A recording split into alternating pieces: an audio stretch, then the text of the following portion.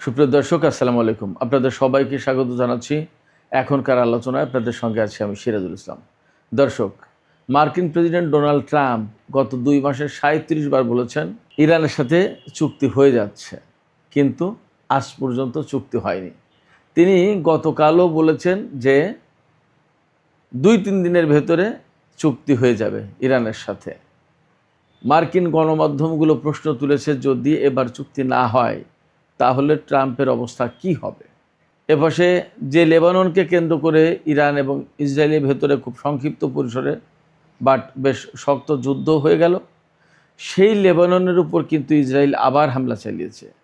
তার মানে ইসরায়েল এবং হিজবুল্লাহর ভেতরে যুদ্ধ চলছে। এর ভেতরে গত রাতে হিজবুল্লাহর একদল যোদ্ধা ইসরায়েলের ভিতরে ঢুকে পড়েছিল এবং তারা ইসরায়েলি সেনাদের উপরে গোলাগুলি চালিয়েছে। লেবানন পরিস্থিতি ইসরায়েলের জন্য এতটাই জটিল হয়ে উঠেছে যে ইসরায়েলের জাতীয় নিরাপত্তা বিষয়ক মন্ত্রী ইটামার বেন গাভির বলেছেন যে লেবাননের উপর শুধু যুদ্ধ করলেই হবে না, লেবানন থেকে নারীদেরকে ধরে আনতে হবে আর তরুণী এদেরকে অপহরণ করে আনতে হবে, যাতে হিজবুল্লাহর উপরে কার্যকরভাবে চাপ সৃষ্টি করা যায়। তার মানে তারা যে যুদ্ধ করছে হিজবুল্লাহর উপরে, সেই যুদ্ধ আসলে খুব একটা কাজে আসছে না, এটা বোঝা যাচ্ছে। ইটামার বেন গাভিরের এই রকমের উগ্রবাদী কথাবার্তা কাজকর্মের জন্য তার উপরে ফ্রান্স নিষেধাজ্ঞা আরোপ করেছে। ফ্রান্স বলেছে এই ইটামার বেন গাভির ফ্রান্সে প্রবেশ করতে পারবে না। এদিকে হরমুজ প্রণালীতে আমেরিকার যে অ্যাপাচি হেলিকপ্টার বিধ্বস্ত হয়েছে, কোনো সূত্র বলছে সেটা ইরানের আঘাতে হয়েছে। এ ব্যাপারে মার্কিন প্রেসিডেন্ট ডোনাল্ড ট্রাম্প কিছু কথা বলেছেন। আরেকটি গুরুত্বপূর্ণ খবর আছে, সেটি হচ্ছে ইরান এবং ইসরায়েলের ভেতরে যে সংক্ষিপ্ত পরিসরে 2 দিন আগে যুদ্ধ হয়ে গেল, সেই যুদ্ধে ইরানের ক্ষেপণাস্ত্রের আঘাতে ইসরায়েলের রামাত ডেভিড বিমানবন্দরের বিমানের হ্যাঙ্গার মারাত্মকভাবে ক্ষতিগ্রস্ত হয়েছে। সেখানে ডাইরেক্ট ক্ষেপণাস্ত্র আঘাত এনেছিল। তো সুপ্রিয় দর্শক, এই সব বিষয় নিয়েই এখন বিস্তারিত আলোচনা করব। আশা করি আপনারা সঙ্গেই থাকবেন, আর ভিডিও ভালো লাগলে লাইক কমেন্ট শেয়ার করবেন এবং চ্যানেলটি সাবস্ক্রাইব করে সাথেই থাকবেন। দর্শক, প্রথম আলোচনা যেটা করতে চাই সেটি হচ্ছে যে মার্কিন প্রেসিডেন্ট ডোনাল্ড ট্রাম্প তিনি গত 2 মাসে অন্তত 37 বার তিনি বলেছেন যে ইরানের সাথে চুক্তি হয়ে যাচ্ছে, কিন্তু আজ পর্যন্ত কোনো চুক্তির খবর নেই। এ নিয়ে মার্কিন টেলিভিশন সিএনএনের ওয়েবসাইট যেটা, তাতে বিস্তারিত প্রতিবেদন প্রকাশ করা হয়েছে। সেখানে দেখা যাচ্ছে একেবারে নাম ধরে তারিখ ধরে ডোনাল্ড ট্রাম্প কোন সময় কোথায় কার কাছে কোন উপলক্ষে কি বলেছেন একদম পরিষ্কার সব কিছু মোটামুটি লেখা আছে। 6 April, 7 April, 28 April, 15 April, 16 April, 29 March, এইরকম বিভিন্ন তারিখে ডোনাল্ড ট্রাম্প বলেছেন যে ইরানের সাথে চুক্তি হয়ে যাচ্ছে, আমরা ভেরি গুড ডিল করতে যাচ্ছি, ভেরি বিউটিফুল, গ্রেট ডিল, অনেক কিছু বলেছে, কিন্তু এই পর্যন্ত আসলে কিছুই হয়নি। তো এই যে ডোনাল্ড ট্রাম্প একের পর এক তিনি বলে যাচ্ছেন বা বলে গেছেন, কালকেও বলেছেন যে ইরানের সাথে চুক্তি হয়ে যাচ্ছে এবং খুব একটা ভালো চুক্তি হবে, আমাদের প্রত্যাশা মতো আমরা যেভাবে চুক্তি চাই সেইভাবে হবে এবং ইরান আমাদেরকে সব কিছু দিয়ে দিতে রাজি হয়েছে।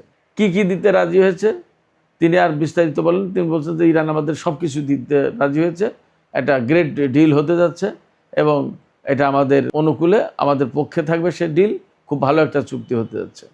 তিনি বলেছেন যে ইরান কখনো পরমাণু বোমা বানাবে না, এই নিশ্চয়তা সহ অনেক কিছু দিচ্ছে উল্লেখ করেছেন, সেটা আসলে উল্লেখ করার খুব জরুরি কিছু না। এই কারণে ইরান সরকারের পক্ষ থেকে এখনও পর্যন্ত বলা হচ্ছে যে আমরা পরমাণু বোমা বানাতে চাই না, বানাবো না। এই ব্যাপারে যদি কথার কথা ইরান চুক্তিও করে যে ঠিক আছে আমরা 10 বছর বা আগামী কোনো দিন আমরা বোমা বানাবো না, সেটা ভিন্ন জিনিস। ইরান বারবারই বলেছে যে আমার পরমাণু বোমার প্রয়োজন নেই, আমার যা আছে তা দিয়ে পরমাণুর চেয়ে অনেক বড় কিছু করা যাবে। তো সেই জায়গায় যদি ডোনাল্ড ট্রাম্প ইরানের কাছ থেকে এই সম্মতি আদায় করে বা এই সম্মতি পায় যে ইরান বলবে আমরা পরমাণু বোমা বানাবো না, আর এর ভিত্তিতে যদি চুক্তি করে ফেলে, তার মানে ডোনাল্ড ট্রাম্প আসলে ইরানের কাছ থেকে কিছুই পায়নি, এটা ধরে নিতে হবে। কেন কিছুই পায়নি বলছি? কিছুই পায়নি বলতে সেটা হচ্ছে যে ডোনাল্ড ট্রাম্প ইরানের কাছ থেকে সমৃদ্ধ ইউরেনিয়াম নিয়ে নিতে চেয়েছে, ইরান সেটা দেবে না। পরমাণু কর্মসূচি বন্ধ করার কথা বলেছে, ইরান তা করবে না। হরমুজ প্রণালী খুলে দেওয়ার কথা বলেছে, ইরান তা খুলবে না, বরং টোল আদায় করবে। আর ইরানের যে সম্পদ আমেরিকার হাতে আটক আছে সেগুলো দিয়ে দিতে হবে, তা না হলে চুক্তিই হবে না। এরপরে ইরানের উপর থেকে নিষেধাজ্ঞা প্রত্যাহার করতেই হবে। তো এইগুলো যদি হয়ে যায় তাহলে আমেরিকার পক্ষে চুক্তি যায় কি করে? ইরান তো বলে আসছে যে আমরা পরমাণু বোমা বানাবো না। এটা চুক্তি করে বলানো আর না বলানোর ভিতর পার্থক্যটা কি?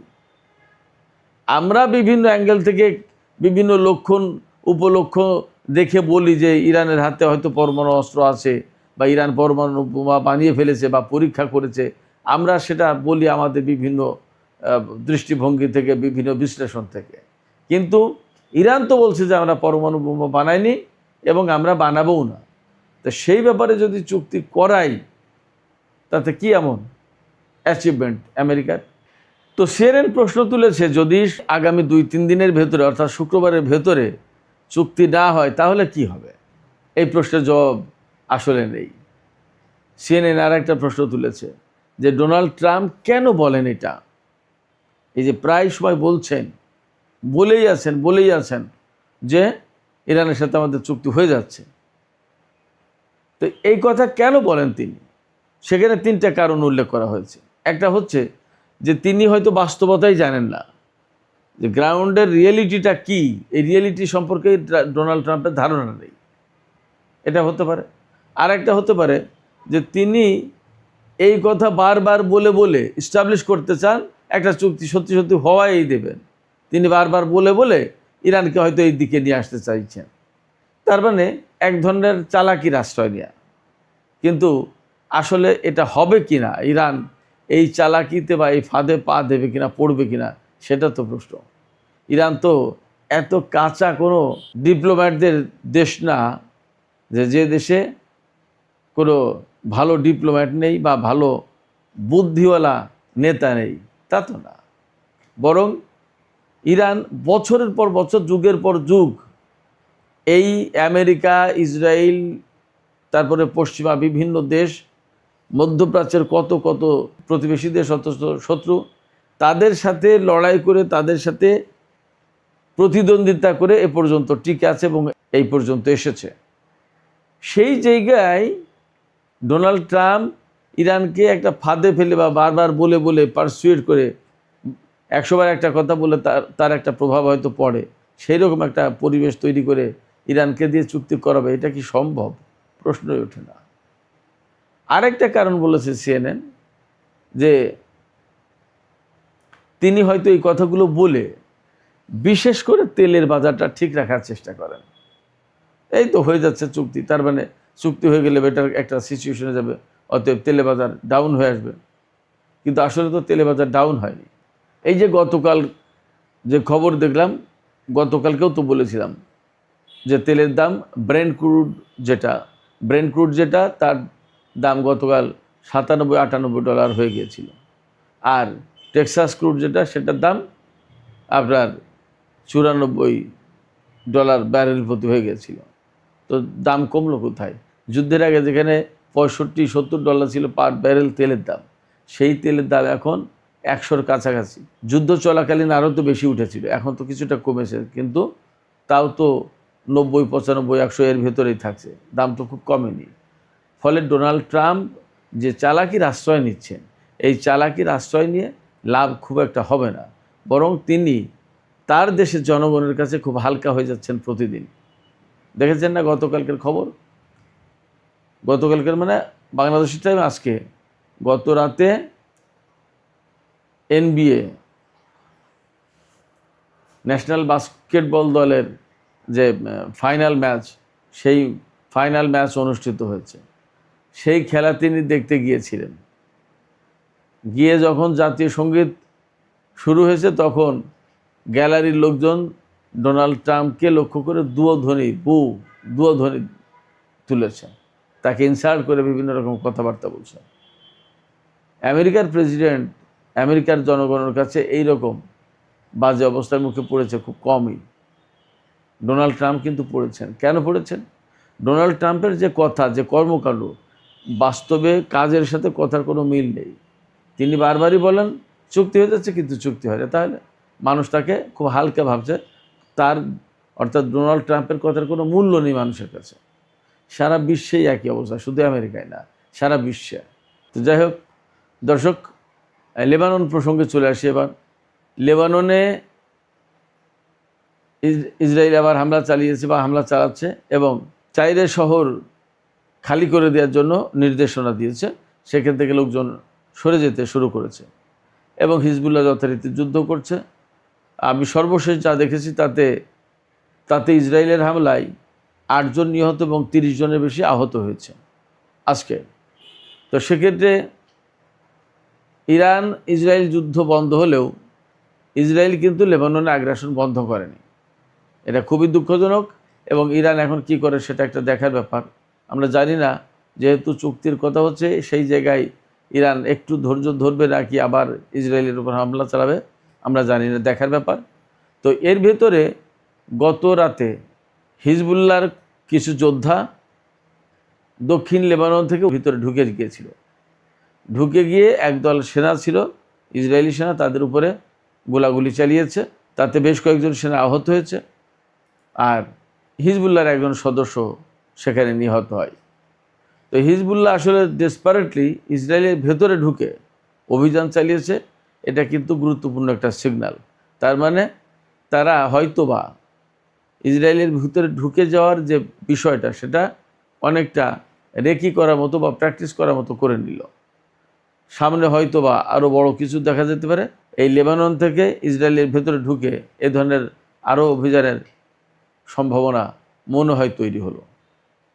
এদিকে ইসরায়েলের যে জাতীয় নিরাপত্তা মন্ত্রী ইটামার বেন গাভির, এই লোক বলেছে যে হিজবুল্লাহর উপরে আরও বেশি চাপ সৃষ্টি করার জন্য লেবানন থেকে নারীদেরকে, যুবক যুবতী, তরুণ তরুণী, এদেরকে ধরে আনতে হবে।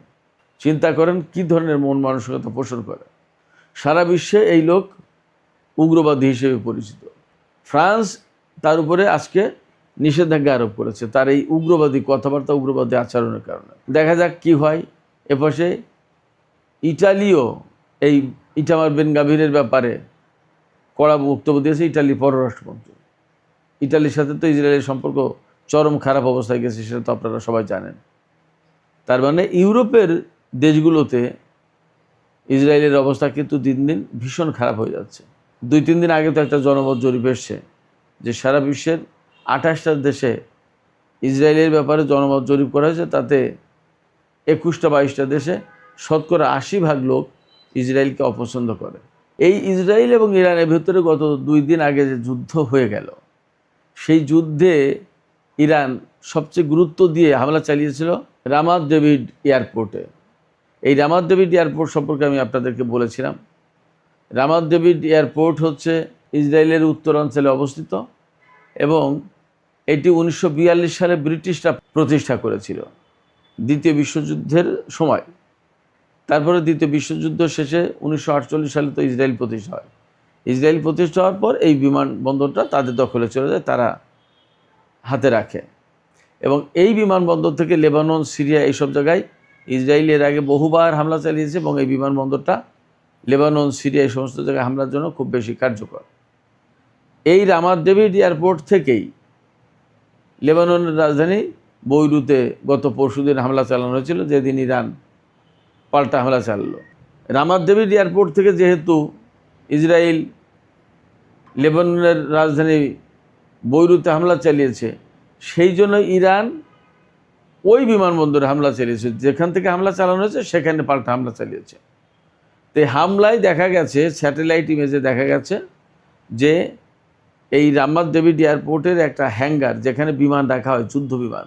আপনারা যদি কোনো বিমান ঘাঁটিতে গিয়ে থাকেন তাহলে দেখবেন, বিমান ঘাঁটি সামরিক বাহিনীর বিমান ঘাঁটি যেটা, সেখানে দেখবেন যে বড় বড় মানে স্টিলের বড় বড় শেড থাকে, ওগুলোকেই হ্যাঙ্গার বলে। অনেকগুলো যুদ্ধ বিমান সেখানে রাখা যায় নিরাপদে। মানে অনেক মোটা স্টিলের ইস্পাতের পাত দিয়ে আপনার ওগুলো ছাউনি দেওয়া থাকে এবং খুব মজবুত, খুবই মজবুত, সহজে ছোটোখাটো বোমায় ক্ষেপণাস্ত্র হতে কিছু করতে পারবে না। এই রকম হ্যাঙ্গারের উপরে ডাইরেক্ট হিট করেছে ইরানের ক্ষেপণাস্ত্র এবং তাতে ভেতরে কী ধরনের ক্ষয়ক্ষতি হয়েছে তা জানা যায়নি, কিন্তু ডাইরেক্ট হিট করেছে এবং সেই হ্যাঙ্গার যে ক্ষতিগ্রস্ত হয়েছে এটা স্যাটেলাইট ইমেজে দেখা যাচ্ছে। তবে আমি গত রাতে একটা বিশেষ সূত্র থেকে খবর পেলাম যে ইরান ইসরায়েলের এই যুদ্ধে ইসরায়েলের 11 জন সেনা মারা গেছে এবং বেশ কয়েকটা বিমান ধ্বংস হয়েছে। এই যে রামাত ডেভিড এয়ারপোর্টে যে হামলা, এই হামলায় নাকি বেশ কয়েকটা বিমান ধ্বংস হয়েছে এবং বেশ ভালো রকমের ক্ষয়ক্ষতি হয়েছে বিমানবন্দরটিতে। আর নেভাটিম এয়ারবেজ এবং তেলনভ এয়ারবেজে তো হামলা চালিয়েছিল, সেখানে কীরকম কী ক্ষয়ক্ষতি হয়েছে সেটা দেখার ব্যাপার। আর হাইপাই যে হামলা চালিয়েছিল সেখানে তো তেল স্থাপনায় ক্ষতি হয়েছে। তার মানে ইরান যে হামলা চালিয়েছিল ইসরায়েলের উপরে, তাতে বিভিন্ন মিডিয়াতে খবর পাওয়া যাচ্ছে তাতে ক্ষয়ক্ষতির মাত্রাটা ইসরায়েলের বেশি। ইরানের 2 জন এয়ারফোর্সের সদস্য মারা গেছে, কিন্তু ক্ষয়ক্ষতিটা নাকি ইসরায়েলের বেশি হয়েছে। এপাশে ইসরায়েল এবং ইরানের ভেতরে যুদ্ধ বন্ধ হওয়ার পরপরই আজকে হরমুজ প্রণালী এলাকায় তো আমেরিকার একটি অ্যাপাচি হেলিকপ্টার বিধ্বস্ত হলো, সেটা তো আমি বলেছিলাম দুপুরের আলোচনায়। এই বিধ্বস্ত হওয়ার কারণ কি এই সম্পর্কে এখনও পরিষ্কার করে সেন্টকম ধারণা দেয়নি, তথ্য দেয়নি, কিন্তু কোনো কোনো জায়গা থেকে কোনো সূত্র থেকে খবর পাওয়া যাচ্ছে যেটা ইরানের ক্ষেপণাস্ত্রের আঘাতে নাকি এই হেলিকপ্টার বিধ্বস্ত হয়েছে, ধ্বংস হয়েছে। এখানে প্রশ্ন আসতে পারে যে ইরান কেন এই হেলিকপ্টারের উপর হামলা চালাবে? এই হেলিকপ্টার হরমুজ প্রণালী এলাকায় টহল দিচ্ছিল। এই এলাকাটা তো ইরান মনে করে যে তাদের, সেখানে আমেরিকার প্রবেশাধিকার কী করে থাকে, সেখানে মার্কিন হেলিকপ্টারের কাজটা কি, সেখানে টহল দেওয়ার কী দরকার, এটা একটা ব্যাপার। আর একটা ব্যাপার, এর আগে কয়েকবার হরমুজ প্রণালী এলাকায় ইরানের যে ছোট বোট, যেগুলো ছোট ছোট বোট, এই বোটে হামলা চালিয়েছে এই অ্যাপাচি হেলিকপ্টার দিয়ে। সেই কারণে ইরান যখন আজকে বাগে পেয়েছে অমনি সাথে সাথে মেরে দিয়েছে। তো পাইলট এবং গানারকে উদ্ধার করা হয়েছে ভাগ্যক্রমে, কিন্তু হেলিকপ্টার ধ্বংস হয়েছে এবং এই অ্যাপাচি হেলিকপ্টার ইরান যুদ্ধের ভেতরে এই প্রথম বিধ্বস্ত হওয়ার ঘটনা ঘটল। এটা নতুন একটা ডাইমেনশন। এই হেলিকপ্টার ধ্বংস হওয়ার ব্যাপারে রিপোর্টাররা ডোনাল্ড ট্রাম্পের কাছে জানতে চেয়েছিলেন যে মিস্টার প্রেসিডেন্ট, হরমুজ প্রণালী এলাকায় আমেরিকার অ্যাপাচি হেলিকপ্টার ধ্বংস হয়েছে, এই সম্পর্কে কি আপনি জানেন? তা বলছে হ্যাঁ, এটা বিস্তারিত আমি জানি। সেখানে 2 জন পাইলট এবং গানার তারা ঠিকমতো আছে, তার সেখানে কোনো হতাহতের ঘটনা ঘটেনি, তারা ভালো আছে, সব কিছু আমি জানি, সমস্যা নেই, ঠিক হয়ে যাবে এবং ইরানের সাথে 2-3 দিনের ভিতরে আমাদের চুক্তি হয়ে যাচ্ছে। তিনি এই কথা বলেছেন। তা আসলে বাস্তবতা কি আমরা জানি না, চুক্তি হবে কিনা জানি না। তবে হেলিকপ্টার যে বিধ্বস্ত হলো এবং নতুন একটা ডাইমেনশন তৈরি করলো। এর আগে বিভিন্ন ধরনের বিমান, যুদ্ধ বিমান, হেলিকপ্টার ইরানের ভেতরে হয়েছে, কিন্তু হরমুজ প্রণালী এলাকায় এই ধরনের ঘটনায় এই প্রথম ঘটলো। এবং অ্যাপাচি হেলিকপ্টার কিন্তু আমেরিকার অ্যাটাক হেলিকপ্টার, খুব দুর্ধর্ষ হেলিকপ্টার, এটা খুব কার্যকরী। সেই হেলিকপ্টার ভূপাতিত করে দিল ইরান। এবং যদি ব্যাপারটা তাই হয় তাহলে আমেরিকার ভূমিকা কী হবে সেটাও একটা দেখার ব্যাপার। তো আমরা সেই জন্য একটু অপেক্ষা করি, দেখা যাক কী হয়। সুপ্রিয় দর্শক, এখনকার আলোচনা এখানেই শেষ করতে চাইছি। যাবার আগে আমি আপনাদের কাছে জানতে চাই যে এই যে হিজবুল্লাহর যোদ্ধারা ইসরায়েলের ভেতরে ঢুকে হামলা চালিয়েছে, এই ঘটনাটাকে আপনারা কিভাবে দেখছেন? এটা কি আপনারা এভাবে দেখছেন যে এর মাধ্যমে ভবিষ্যতে আরও বড় কোনো অভিযান পরিচালনার একটা পথ খুঁজে পেল বা পরিকল্পনা করছে বা করবে? আপনাদের মতামত কমেন্টে জানাতে পারেন। আর ভিডিও ভালো লাগলে লাইক, কমেন্ট, শেয়ার করবেন এবং চ্যানেলটি সাবস্ক্রাইব করে সাথেই থাকবেন প্লিজ। সুপ্রিয় দর্শক, আপনাদের সবাইকে অনেক অনেক ধন্যবাদ জানিয়ে এখনকার আলোচনা এখানেই শেষ করছি। আপনারা সবাই অনেক অনেক ভালো থাকুন। আল্লাহ হাফেজ।